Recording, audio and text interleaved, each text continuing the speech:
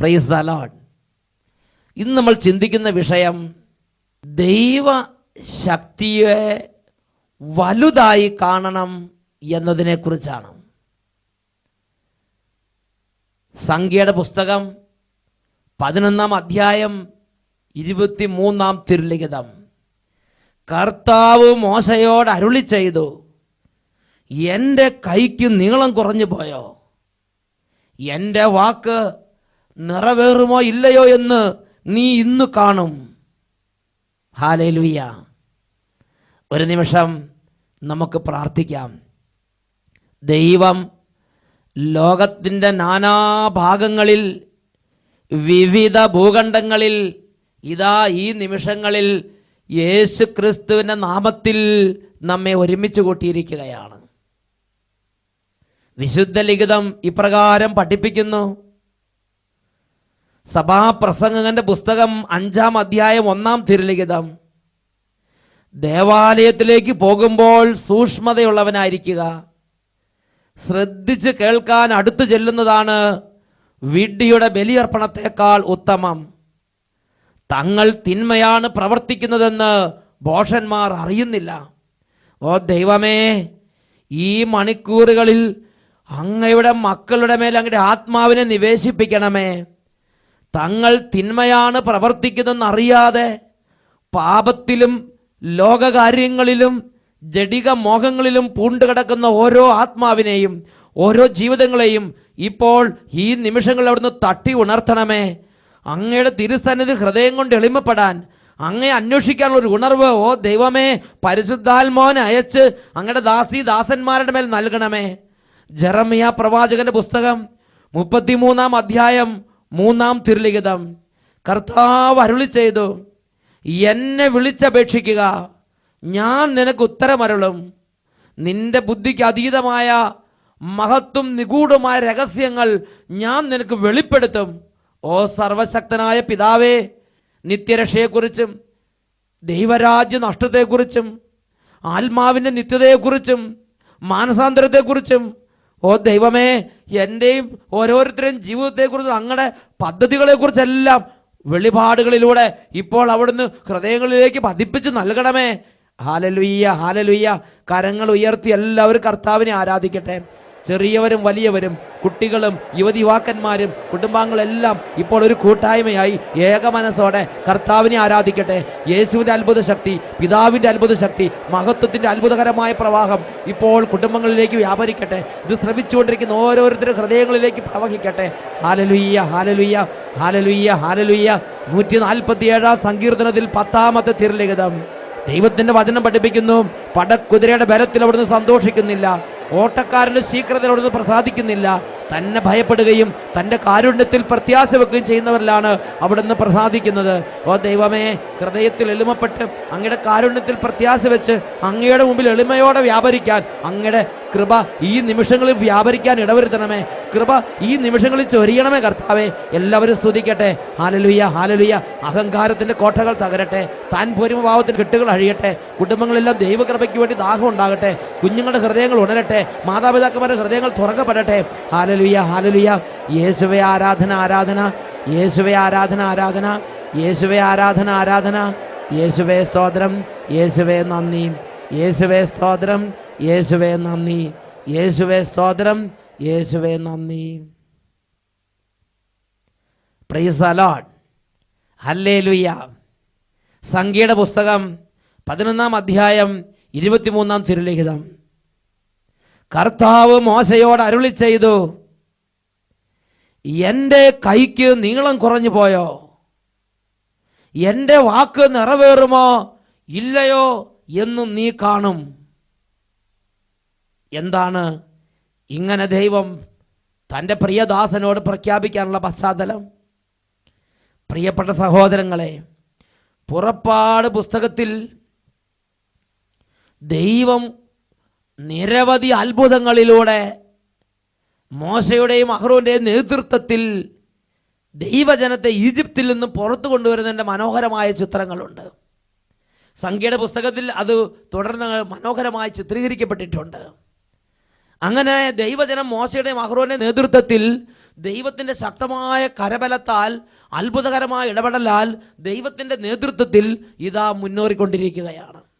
അങ്ങനെ ഇരിക്കുമ്പോഴാണ് യാത്രയുടെ ഒരു പ്രത്യേക ഘട്ടത്തിൽ വെച്ച് ജനം ഭയങ്കരമായിട്ട് ദൈവത്തോട് മറുതലിക്കുകയാണ്, ദൈവത്തോട് എതിർക്കുകയാണ്. അവർ പറയുകയാണ്, ഈ ദൈവത്തിൻ്റെ കരത്തിൻ്റെ കീഴെ ഇരുന്നിട്ട് എന്താ കാര്യം? ഇങ്ങനെ ദൈവത്തെ അനുസരിച്ച് നടന്നിട്ട് ഇപ്പം എന്താ കാര്യം? ആ ഈജിപ്തിലായിരുന്നെങ്കിൽ നല്ല ഉള്ളിയും സവോളയും മത്സ്യവും ഇറച്ചിയൊക്കെ വെറുതെ കിട്ടുമായിരുന്നു. അവിടുത്തെ ഇറച്ചിയുടെ രുചി, അവിടുത്തെ മുഴുത്ത കഷ്ണങ്ങൾ, ഇതെല്ലാം അവർ ഓർത്തിങ്ങനെ പറഞ്ഞ് ദൈവത്തിൻ്റെ സന്നിധിയിൽ ഇറച്ചിയെക്കുറിച്ചും ഉള്ളിയെക്കുറിച്ചും സവോളയെക്കുറിച്ചും ചമന്നുള്ളിയെക്കുറിച്ചും വെള്ളുള്ളിയെക്കുറിച്ചും വെള്ളരിക്ക മത്തങ്ങ എല്ലാത്തിനെക്കുറിച്ചും പറയാൻ അവർക്ക് നാവുണ്ട്. എന്നാൽ ദൈവത്തിൻ്റെ അത്ഭുതത്തെക്കുറിച്ച് സംസാരിക്കാൻ അവർക്ക് നാവില്ല. അവർക്ക് ഈജിപ്തിൽ കണ്ട കലക്കവെള്ളത്തെക്കുറിച്ച് എല്ലാം പറയാൻ അവർക്ക് 100 നാവാണ്. എന്നാൽ ദൈവത്തിൻ്റെ സ്നേഹത്തെക്കുറിച്ചോ ദൈവം നടത്തിയ വഴികളെക്കുറിച്ചോ ദൈവത്തിൻ്റെ ശക്തിയെക്കുറിച്ചോ പറയാൻ അവർക്ക് നാവില്ല, മിണ്ടാൻ അവർക്ക് സ്വരമില്ല, കാണാൻ അവർക്ക് കണ്ണില്ല. ഇങ്ങനെ ജനം ദൈവത്തെ പ്രകോപിപ്പിക്കുകയാണ്. ദൈവജനത്തിൻ്റെ ഭാഗത്തുനിന്ന് വലിയൊരു ദൈവനിന്ദ അരങ്ങേറുകയാണ്. ഈ സമയത്ത് ദൈവം ഇടപെടുകയാണ്. ദൈവം മോശ പ്രവാചകനോട് പറയുകയാണ്, ഈ ജനത്തിന് മുഴുവൻ തിന്നാൻ ഞാൻ ഇറച്ചി കൊടുക്കും. അവർ തിന്ന് അവരുടെ മൂക്കിൽ കൂടെ പുറത്ത് വന്ന് ഓക്കാനും വരുന്നത് വരെ തിന്നാൻ ഞാൻ അവർക്ക് ഇറച്ചി കൊടുക്കും. അതാണ് സംഖ്യയുടെ പുസ്തകം 11-ാം അധ്യായം അതിൽ 20-ാമത്തെ തിരുലിഖിതം. നിങ്ങളുടെ മൂക്കിലൂടെ പുറത്ത് വന്ന് ഓക്കാനും വരുന്നത് വരെ 1 മാസത്തേക്ക് നിങ്ങളത് ഭക്ഷിക്കും. എന്തുകൊണ്ടെന്നാൽ നിങ്ങളുടെ ഇടയിൽ വസിക്കുന്ന കർത്താവിനെ നിങ്ങൾ ഉപേക്ഷിക്കുകയും ഈജിപ്തിൽ നിന്ന് പോന്നത് ബുദ്ധിമോശമായി എന്ന് വിലപിക്കുകയും ചെയ്യുന്നല്ലോ. ഈജിപ്തിൽ നിന്ന് പോന്നത് ബുദ്ധിമോശമായി എന്ന് ഇവർ വിലപിക്കുകയാണ്. എന്താ കാരണം? അവിടുത്തെ വെള്ളുള്ളിയും അവിടുത്തെ ചുവന്നുള്ളിയും അവിടുത്തെ സവോളയും അവർക്കങ്ങോട്ട് പിടിച്ച്, ദൈവത്തിൻ്റെ ഈ പരിപാലനം അവർക്കങ്ങോട്ട് രുചിച്ചില്ല, ദൈവത്തിൻ്റെ നടത്തിപ്പ് അവർക്കങ്ങോട്ട് മനസ്സിൽ തട്ടുന്നില്ല. ദൈവിക കാര്യങ്ങളെ ഹൃദയം കൊണ്ട് അംഗീകരിക്കാൻ പറ്റാത്ത, ദൈവത്തോട് മറുതലിക്കുന്ന ഒരു ജനത്തിൻ്റെ സ്വഭാവമാണ് സംഖ്യയുടെ പുസ്തകം 11-ാമത്തെ അധ്യായത്തിൽ കാണുന്നത്. അതിൽ മനമെടുത്ത് ദൈവം ഇറങ്ങി വന്ന് പ്രഖ്യാപിക്കുന്ന ഭാഗമാണ് സംഖ്യ 11:20 നമ്മൾ വായിച്ചത്. ഇതാ ഞാൻ മാംസം തരും, നിങ്ങളത് ഭക്ഷിക്കും. 1, 2, 5, 10, 20 ദിവസത്തേക്കല്ല, നിങ്ങളത് തിന്നുക. പിന്നെയോ നിങ്ങളുടെ മൂക്കിലൂടെ പുറത്ത് വന്ന് ഓക്കാനും വരുന്നത് വരെ 1 മാസത്തേക്ക് നിങ്ങളത് തിന്നും. എന്തെന്നാൽ നിങ്ങളുടെ ഇടയിൽ വസിക്കുന്ന കർത്താവിനെ, നിങ്ങളുടെ പരിശുദ്ധനെ നിങ്ങൾ ഉപേക്ഷിക്കുകയും ഈജിപ്തിൽ നിന്ന് പോന്നത് ബുദ്ധിമോശമായി എന്ന് വിലപിക്കുകയും ചെയ്യുന്നല്ലോ. ഉടനെ മോശ ദൈവത്തോട് ചോദിക്കുകയാണ്. ഇതാണ് നമുക്ക് മനസ്സിലാകാത്ത വേറൊരു ഭാഗം. മോശ ദൈവത്തോട് ചോദിക്കുകയാണ്, കർത്താവേ, ഇവിടെ 1, 2, 5, 10 ആളുകളല്ല. ഒരു കല്യാണത്തിന് നമുക്കറിയാം, ഒരു കല്യാണത്തിന് തന്നെ ഒരു നേരം ഒന്ന് മെനയ്ക്ക് ഭക്ഷണം കൊടുക്കണമെങ്കിൽ 10, 400 ഒരു കാളേനെ, ഒരു പോത്തിനെ മുട്ടിക്കൊല്ലണം. എന്നാൽ തന്നെ ഒരു നേരത്തെ അല്ലെങ്കിൽ ഒരു 2 നേരത്തെ ഭക്ഷണം ശരിക്കും കൊടുക്കാൻ പറ്റുള്ളൂ. അങ്ങനെയാണെങ്കിൽ മോശ ചോദിക്കുകയാണ്, എൻ്റെ കൂടെ 6 ലക്ഷം യോദ്ധാക്കളുണ്ടെന്ന് അങ്ങേക്ക് അറിയാമോ? ഇവർക്കെല്ലാം മൂക്കി കൂടെ വരുന്നവരൊന്ന് തിന്നാൻ കൊടുക്കാമോ? അതാണ് സംഖ്യയുടെ പുസ്തകം 11-ാം അധ്യായം 21-ാം വാക്യം. മോശ കർത്താവിനോട് പറഞ്ഞു, എന്നോടൊത്ത് 6 ലക്ഷം യോദ്ധാക്കൾ തന്നെയുണ്ട്. 6 ലക്ഷം യോദ്ധാക്കൾ തന്നെയുണ്ട്. അപ്പോൾ കുട്ടികളും പുരുനീസുകളും വേറെ, യോദ്ധാക്കൾ തന്നെ 6 ലക്ഷമുണ്ട്. എന്നിട്ടും അങ്ങ് പറയുന്നു 1 മാസത്തേക്ക് അവർക്ക് തിന്നാൻ ഞാൻ മാംസം നൽകാമെന്ന്. ആടുകളെയും കാളകളെയും അവർക്ക് മതിയാവോളം അങ്ങ് അറക്കുമോ? നോക്കാം മോശയുടെ സംശയം. ഇവർക്ക് ഈ 6 ലക്ഷം യോദ്ധാക്കൾക്ക് തിന്നാൻ തക്കവണ്ണം, പിന്നെ അതിനനുസരിച്ച് ഭാര്യമാരും കുട്ടികളും അങ്ങനെ ഒരുപാട്.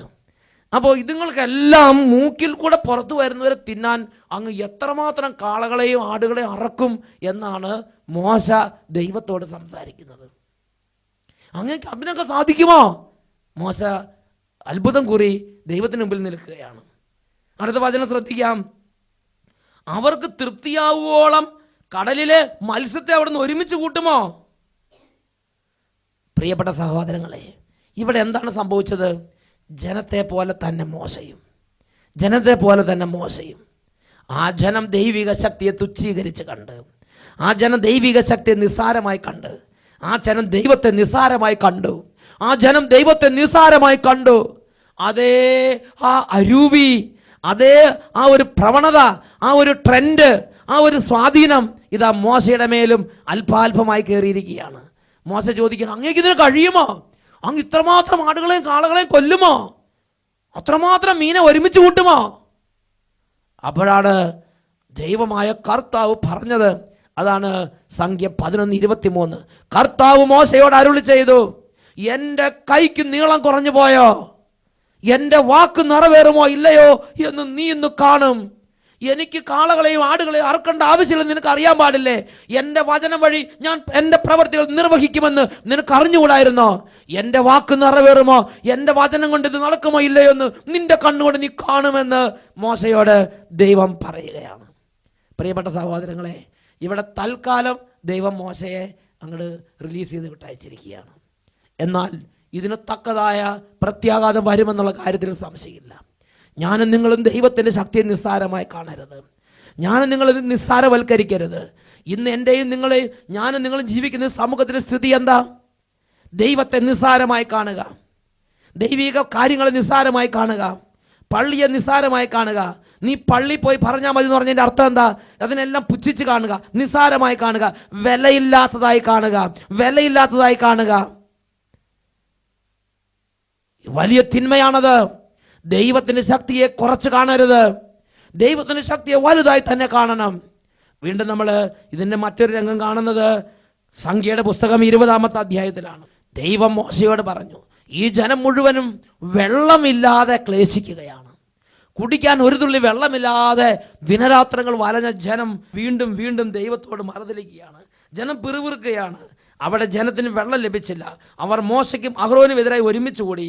ജനം മോശയോട് എതിർത്ത് പറഞ്ഞു, ഞങ്ങളുടെ സഹോദരങ്ങൾ കർത്താവിൻ്റെ മുമ്പിൽ മരിച്ചു വീണപ്പോൾ ഞങ്ങളും മരിച്ചിരുന്നെങ്കിൽ ഞങ്ങളും ഞങ്ങളുടെ കന്നുകാലികളും ഇവിടെ കിടന്ന് ചാകാൻ വേണ്ടി നിങ്ങൾ കർത്താവിൻ്റെ സമുഖത്തെ ഈ മരുഭൂമിയിലേക്ക് എന്തിനു കൊണ്ടുവന്ന്? ജനം അങ്ങോട്ട് ചെകിടിക്കുന്ന വിധത്തിൽ സംസാരിക്കുകയാണ്. ഇതിൻ്റെയൊക്കെ നടുവിൽ മോശ നിൽക്കുകയാണ്. മോശയ്ക്ക് മനസ്സുകൊണ്ട് അല്പം ക്ഷീണം സംഭവിച്ചിട്ടുണ്ടാകണം. എന്തായാലും ദൈവത്തിൻ്റെ സന്നിധിയിൽ മോശ നിലവിളിച്ച് ദൈവം മോശയോട് പറഞ്ഞു, നീയും നിന്റെ സഹോദരനും കൂടി വെള്ളം പുറപ്പെടുവിക്കുവാൻ അവരുടെ മുമ്പിൽ വെച്ച് ഈ പാറയോട് ആജ്ഞാപിക്കുക. പാറയിൽ നിന്ന് വെള്ളം പുറപ്പെടുവിച്ച് ജനത്തിനും മൃഗങ്ങൾക്കും കുടിക്കാൻ കൊടുക്കുക. ഇതാണ് സംഖ്യയുടെ പുസ്തകം 20-ാം അധ്യായം 7-ാം വാക്യത്തിൽ ദൈവം മോശയോട് പറയുന്നത്.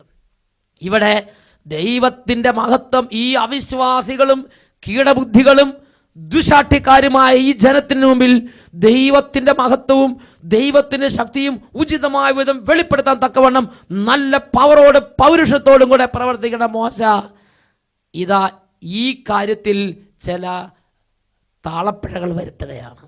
ഉടനടി ദൈവത്തിൻ്റെ ഭാഗത്ത് നിന്ന് അതിൻ്റെ മറുപടി ഉണ്ടായി. അതാണ് 20-ാം അധ്യായം 12-ാം വാക്യം. സംഖ്യയുടെ പുസ്തകം 20:12. ദൈവത്തിൻ്റെ ശക്തിയെ കുറച്ച് കാണുമ്പോൾ, ദൈവത്തിൻ്റെ വലിയ ശക്തി സകല ജനത്തിനും വെളിപ്പെടുത്താൻ തക്കവണ്ണം പൗരുഷത്തോടെ ഞാനും നിങ്ങളും പ്രവർത്തിക്കാതിരിക്കുമ്പോൾ അത് ദൈവത്തിൻ്റെ മനസ്സിനെ വേദനിപ്പിക്കുന്നുണ്ട്. ദൈവത്തിൻ്റെ ശക്തിയെ തുച്ഛീകരിച്ച് കാണുമ്പോൾ, ദൈവിക കാര്യങ്ങളെ വില കുറച്ച് കാണുമ്പോൾ, ചിന്തിക്കുമ്പോൾ, പറയുമ്പോൾ, വിചാരിക്കുമ്പോൾ ഞാനും നിങ്ങളും ദൈവത്തിൻ്റെ മനസ്സിനെ വേദനിപ്പിക്കുന്നുണ്ട് എന്ന് ഞാനും നിങ്ങൾ മനസ്സിലാക്കണം. ഇതാ മോശ ആ സമയത്ത് ദൈവത്തിൻ്റെ മഹത്വത്തെ വെളിപ്പെടുത്താൻ തക്കവണ്ണം ഉണർന്ന് പ്രവർത്തിച്ചില്ല. എന്താണ് ദൈവം അതിനുവേണ്ടി ആ കാര്യത്തെക്കുറിച്ച് പ്രതികരിക്കുന്നത്? സംഖ്യ 20:12. കർത്താവ് മോശയോടും അഹ്റോനോടും അരുളി ചെയ്തു, ഇസ്രായേലിൽ എൻ്റെ വിശുദ്ധി വെളിപ്പെടുത്തക്ക വിധം ദൃഢമായി നിങ്ങൾ എന്നിൽ വിശ്വസിക്കാതിരുന്നത് കൊണ്ട് ഞാൻ ഈ ജനത്തിന് കൊടുക്കുന്ന ദേശത്ത് ഇവരെ എത്തിക്കുന്നത് നിങ്ങളായിരിക്കുകയില്ല. ദൈവത്തിൻ്റെ ഭാഗത്ത് നിന്ന് ഇടിവെട്ടുന്നത് പോലൊരു പ്രതികരണം സംഭവിക്കുകയാണ്. ഈ അഹ്റോനെയും മോശയെയും ദൈവം വിളിച്ചിട്ട് ഈ ജനത്തെ തേനും പാല് ഒഴുകുന്ന നാട്ടിലേക്ക് കൊണ്ടുപോകണമെന്ന് പറഞ്ഞ് ദൈവമാണ് ദൗത്യമേൽപ്പിച്ചത്. എന്നാൽ മാർഗമധ്യേ ഈ ജനത്തിൻ്റെ കീടസ്വഭാവം പോലെ തന്നെ ഇവരുടെ സ്വഭാവവും പല വിധത്തിൽ ദൈവത്തിൻ്റെ മഹത്വത്തിന് ചേരാത്ത വിധത്തിലായി മാറിയപ്പോൾ, ദൈവത്തിൻ്റെ ശക്തിയെ തുച്ഛീകരിച്ച് കാണാൻ തുടങ്ങിയപ്പോൾ ഇതാ ദൈവത്തിൻ്റെ ഭാഗത്ത് നിന്ന് കടുത്ത ഒരു നടപടി ഉണ്ടാവുകയാണ്. അതാണ് സംഖ്യ 20:12. ഇനി ഈ കാര്യത്തെക്കുറിച്ച് നീ സംസാരിക്കേണ്ട എന്ന് പറഞ്ഞ് കർത്താവ് കട്ട് ചെയ്തിട്ടാണ് ഇത് പറയുന്നത്. എന്താണത്? ഈ ജനത്തിന്റെ മുമ്പിൽ, ഇസ്രായേൽ ജനത്തിന്റെ മുമ്പിൽ എൻ്റെ വിശുദ്ധി വെളിപ്പെടുത്തക്ക വിധം, എൻ്റെ ശക്തി വെളിപ്പെടുത്തക്ക വിധം, എൻ്റെ മഹത്വം വെളിപ്പെടുത്തക്ക വിധം നീ പ്രവർത്തിക്കാത്തത് കൊണ്ട് ഈ ജനത്തെ കാനാൻ നാട്ടിലെത്തിക്കുന്നത് നീ ആയിരിക്കില്ല എന്ന് ദൈവത്തിന്റെ ഭാഗത്തുനിന്ന് ഇടിവെട്ട് പോലെ ഇതാ സംഭവിക്കുകയാണ്. അതാണ് 20:12. ഇസ്രായേലിൽ എൻ്റെ വിശുദ്ധി വെളിപ്പെടുത്തക്ക വിധം ദൃഢമായി നിങ്ങൾ എന്നിൽ വിശ്വസിക്കാതിരുന്നത് കൊണ്ട് ഞാൻ ഈ ജനത്തിന് കൊടുക്കുന്ന ദേശത്ത് ഇവരെ എത്തിക്കുന്നത് നിങ്ങളായിരിക്കുകയില്ല. പ്രിയപ്പെട്ട സഹോദരങ്ങളെ, എന്നെയും നിങ്ങളെയും നമ്മളെ ഓരോരുത്തരെയും കർത്താവ് ഓരോ സ്ഥാനങ്ങളിൽ ആക്കി വെച്ചിരിക്കുകയാണ്. ഒരുപക്ഷെ ഒരു സഭയുടെ തലവനായിട്ടായിരിക്കാം, ഒരുപക്ഷെ ഒരു ഇടവകയുടെ ശുശ്രൂഷകരായിട്ടായിരിക്കാം, ഒരുപക്ഷെ ഒരു കോൺവെന്റിന്റെ സുപ്പീരിയറായിട്ടായിരിക്കാം, ഒരുപക്ഷെ ഒരു കർത്താവിൻ്റെ ജനത്തിൻ്റെ ഒരു പ്രധാന തസ്തികയായിരിക്കാം, ഒരു ചുമതലക്കാരനായിട്ടായിരിക്കാം, ഒരു കാര്യസ്ഥനായിട്ടായിരിക്കാം കർത്താവ് എന്നെയും നിങ്ങളെയും ആക്കി വെച്ചിരിക്കുന്നത്. ഞാനും നിങ്ങളും എൻ്റെയും നിങ്ങളുടെയും ജീവിതത്തിൽ കർത്താവ് നിയമിച്ചിരിക്കുന്ന സ്ഥാനത്തിൽ നിന്ന് എന്താ ചെയ്യണത്? റോമാലേഖനം 9:17 വിശുദ്ധ ഗ്രന്ഥം ഫറവോയോട് പറയുന്നു, ഭൂമിയിലെങ്ങും എൻ്റെ നാമം ഉദ്ഘോഷിക്കപ്പെടുന്നതിനും എൻ്റെ ശക്തി നിന്നിൽ വെളിപ്പെടുത്തുന്നതിനും വേണ്ടിയാണ് നിന്നെ ഞാൻ ഉയർത്തിയത്. എൻ്റെ ശക്തി നിന്നിലൂടെ ഈ ലോകത്തിൽ വെളിപ്പെടുത്തി ദൈവനാമത്തെ മഹത്വപ്പെടുത്താൻ വേണ്ടിയാണ് ഞാൻ നിന്നെ ഉയർത്തിയത്. പ്രിയ ദൈവ പൈതലേ, നീ ഇന്നൊരു ഡോക്ടറായിരിക്കാം, നീ ഇന്നൊരു എഞ്ചിനീയർ ആയിരിക്കാം, നീ ഇന്ന് ഓസ്ട്രേലിയയിലോ അമേരിക്കയിലോ UK-യിലോ ഏതെങ്കിലും ഒരു രാജ്യത്തായിരിക്കാം. നിന്റെ ദൈവം നിന്നെ ആ രാജ്യത്ത് എത്തിച്ചത്, നിന്റെ ദൈവം ഈ പൊസിഷനിൽ എത്തിച്ചത്, നിന്റെ ദൈവം നിനക്ക് വിദ്യാഭ്യാസം തന്നത്, നിന്റെ ദൈവം നിനക്ക് ആരോഗ്യം തന്നത്, നിന്റെ ദൈവം നിനക്ക് നൽകിയ താലന്തുകൾ നിനക്ക് തോന്നിവാസം ധൂർത്തടിക്കാൻ വേണ്ടിയുള്ളതാണെന്ന് ചിന്തിക്കരുത്. ഈ സമയം, ഈ കഴിവ്, ഈ ആരോഗ്യം ഇത് നിന്റെ ദുർനടപ്പിന് വേണ്ടി തന്നിട്ടുള്ളതല്ല. നിന്റെ ഇഷ്ടാനുസരണം നിനക്ക് സൊള്ളിയടിക്കാൻ വേണ്ടി അല്ല നിന്റെ ദൈവം നിന്നെ ഇവിടെ ആക്കി വെച്ചിരിക്കുന്നത്. പിന്നെ എന്തിനാണ് നിന്റെ ദൈവം നിന്നെ ആക്കി വെച്ചിരിക്കുന്നത്? റോമ 9:17 പഠിപ്പിക്കുന്നു, വിശുദ്ധ ഗ്രന്ഥം ഫറവോയോട് ഉദ്ഘോഷിക്കുന്നു, എൻ്റെ നാമം ഭൂമിയിലെങ്ങും മഹത്വപ്പെടുന്നതിനും എൻ്റെ ശക്തി നിന്നിൽ വെളിപ്പെടുത്തുന്നതിനും വേണ്ടിയാണ് നിന്നെ ഞാൻ ഉയർത്തിയത്. എന്നാൽ മോശയുടെ ജീവിതത്തിൽ ദൈവത്തിൻ്റെ മഹത്വം വെളിപ്പെടുത്തക്ക വിധം മോശയ്ക്ക് പ്രവർത്തിക്കാൻ കഴിഞ്ഞില്ല. ഹല്ലേലൂയ. പ്രിയപ്പെട്ട ദൈവമക്കളെ, ഈ നിമിഷങ്ങളിൽ നമുക്ക് പ്രാർത്ഥിക്കാം. ദൈവമേ, അവിടുന്ന് നാളുകളിലൂടെ എന്നെ നയിച്ചു, അവിടുത്തെ ആത്മാവിനെ നൽകി, അവിടുത്തെ ഒരുപാട് അത്ഭുതങ്ങൾ കാണാൻ ഇടവരുത്തി. മറ്റൊരു കാലഘട്ടത്തിൽ ഇല്ലാത്ത വിധം ഈ കാലഘട്ടത്തിൽ അങ്ങയുടെ ശക്തി കണ്ട്, അങ്ങയുടെ വചനം കേട്ട്, അങ്ങയുടെ ആത്മാവിനെ രുചിച്ച്, ഇന്നും മേൽത്തരം ഗോതമ്പ് കൊണ്ടും പാറയിൽ നിന്നുള്ള തേന് കൊണ്ട് എന്ന പോലെ അവിടുന്ന് ഞങ്ങളെ തീറ്റിപ്പോറ്റി ശക്തിപ്പെടുത്തി. എന്നാൽ ജാതികളുടെ മുമ്പിൽ അങ്ങയുടെ നാമത്തെ വിലയില്ലാതെ തുച്ഛീകരിക്കുന്നവരുടെ മുമ്പിൽ അങ്ങയുടെ മഹത്വം വെളിപ്പെടുത്തക്ക വിധം അങ്ങയുടെ നാമത്തിന് സാക്ഷ്യം വഹിക്കാനുള്ള അഭിഷേകം കൊണ്ട് ഞങ്ങളെ ഉജ്ജ്വലിപ്പിക്കണമേ. കരങ്ങൾ ഉയർത്തി എല്ലാവരും സ്തുതിക്കട്ടെ. ഹല്ലേലൂയ, ഹല്ലേലൂയ, ഹല്ലേലൂയ. യേശുവേ, ആരാധന, ആരാധന, ആരാധന. ഓ ദൈവമേ, ഞാൻ വഴിയോ എൻ്റെ കുടുംബാംഗങ്ങൾ വഴിയോ ജാതികളുടെ ഇടയിൽ അങ്ങയുടെ നാമം നിന്ദിക്കപ്പെട്ടിട്ടുണ്ടെങ്കിൽ ഇപ്പോൾ ഞങ്ങൾ മാപ്പ് ചോദിച്ച് അങ്ങ് ആരാധിക്കുന്ന കർത്താവേ. ഹല്ലേലൂയ, ഹല്ലേലൂയ, ഹല്ലേലൂയ. യേശുവേ, ആരാധന, ആരാധന, ആരാധന. യേശുവേ സ്തോത്രം, യേശുവേ നന്ദി, യേശുവേ സ്തോത്രം, യേശുവേ നന്ദി, യേശുവേ സ്തോത്രം, യേശുവേ നന്ദി. ഹല്ലേലൂയ.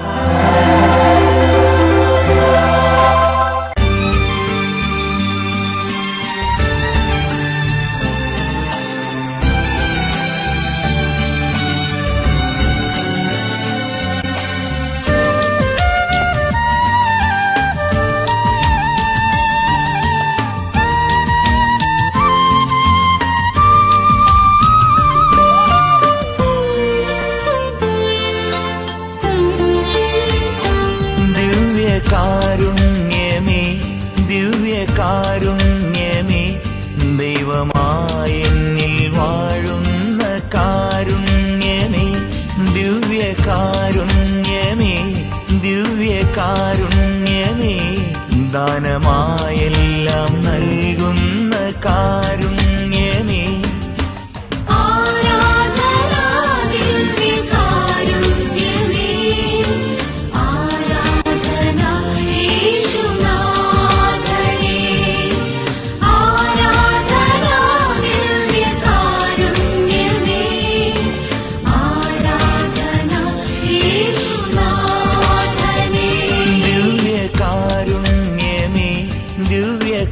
കാരുണ്യമേ ദൈവമായെന്നിൽ വാഴുന്ന കാരുണ്യമേ ദിവ്യകാരുണ്യമേ ദിവ്യകാരുണ്യമേ ദാനമായെല്ലാം നൽകുന്ന കാരുണ്യമേ. സഭാപ്രസംഗങ്ങളുടെ പുസ്തകം 11-ാം അധ്യായം 4-ാം തിരുലിഖിതം. കാറ്റ് നോക്കിയിരിക്കുന്നവൻ വിതയ്ക്കുകയോ മേഘങ്ങളെ നോക്കിയിരിക്കുന്നവൻ കൊയ്യുകയോ ഇല്ല. കാറ്റ് നോക്കിയിരിക്കുന്നവൻ വിതയ്ക്കുകയോ മേഘങ്ങളെ നോക്കിയിരിക്കുന്നവൻ കൊയ്യുകയോ ഇല്ല. ഈ നിമിഷങ്ങളിൽ 2 കരങ്ങൾ ഉയർത്തി സർവശക്തനായ ദൈവത്തിന്റെ സന്നിധിയിൽ ജീവിതത്തിന്റെ എല്ലാ ദുഃഖങ്ങളും വെളിപ്പെടുത്തി പ്രാർത്ഥിക്കട്ടെ. പിന്നെ പ്രാർത്ഥിക്കാം, ഒരു മൂഡ് വരുമ്പോൾ പ്രാർത്ഥിക്കാം, നന്നായിട്ടൊന്ന് ഒരുങ്ങിയിട്ട് നാളെ പ്രാർത്ഥിക്കാം. മകനെ മകളെ നീ ചിന്തിക്കരുത്. ഇതാ ഇതാ രക്ഷയുടെ നിമിഷം. ഇതാ കർത്താവ് അരികത്തുള്ള ഈ സമയത്ത് തന്നെ അവിടുത്തെ വിളിച്ചപേക്ഷിക്കുക. ഹല്ലേലൂയ ഹല്ലേലൂയ. യേശുവേ യേശുവേ യേശുവേ. ഓ ദൈവമേ, ഈ അത്ഭുത നിമിഷങ്ങളിൽ ആയിരക്കണക്കിന് കുടുംബങ്ങളിൽ അത്ഭുതങ്ങൾ ചൊരിയുന്ന ഈ സമയത്ത് ദൈവമേ, രോഗികളുടെ മേൽ ഇപ്പോൾ അവിടുന്ന് കൈകൾ വെക്കണമേ. കിടപ്പ് രോഗികളുടെ മേൽ അവിടുന്ന് കൈകൾ വെക്കണമേ. മാറാ രോഗങ്ങൾ, എത്ര ചികിത്സിച്ചിട്ടും സൗഖ്യം കിട്ടാത്ത രോഗത്തിൻ്റെ മേൽ അങ്ങയുടെ നാമം മിന്നൽ പിണറുകൾ പോലെ ഇപ്പോൾ പ്രവഹിച്ചു കൊണ്ടിരിക്കട്ടെ. Hallelujah hallelujah. ഓ ദൈവമേ, തഴക്കദോഷങ്ങൾ, എത്ര ശ്രമിച്ചിട്ട് വിട്ടുമാറാത്ത മദ്യപാനം, എത്ര ശ്രമിച്ചിട്ട് വിട്ടുമാറാത്ത മയക്കുമരുന്നിൻ്റെ അടിമത്തം, വഴക്കാളി സ്വഭാവം, താൻപോരിമ ഭാവം, എതിർചിന്ത, വിശ്വാസക്കുറവ്, യുക്തിവാദത്തിൻ്റെ ആധിപത്യം, അവിശ്വാസം, ദൈവിക കാര്യങ്ങളോട് താല്പര്യമില്ലായ്മ, ഹൃദയം അടഞ്ഞിരിക്കുന്ന അവസ്ഥ, ഹൃദയം കല്ലിച്ചു പോയ അവസ്ഥ യേശുവിന്റെ നാമത്തിൽ ഇപ്പോൾ വിട്ടുമാറിപ്പോകട്ടെ. Hallelujah hallelujah. ഓ കർത്താവേ, ദൈവിക കാര്യങ്ങളെ ഗ്രഹിക്കാൻ പറ്റാത്ത വിധം മന്ദിച്ചു പോയ ഹൃദയങ്ങളിലേക്ക് അങ്ങയുടെ അത്ഭുതകരമായ സ്പർശനം ഇപ്പോൾ ലഭിക്കട്ടെ. തലമുറകളായി ശാപക്കെട്ടുകളിരിക്കുന്നവരുന്ന് ശാപത്തിന്റെ കെട്ടുകളഴിഞ്ഞ് ഈ നിമിഷം വിടുതൽ സംഭവിക്കട്ടെ. ഹല്ലേലൂയ ഹല്ലേലൂയ. യേശുവേ ആരാധന ആരാധന. യേശുവേ സ്തോത്രം. യേശുവേ യേശുവേ സ്തോത്രം.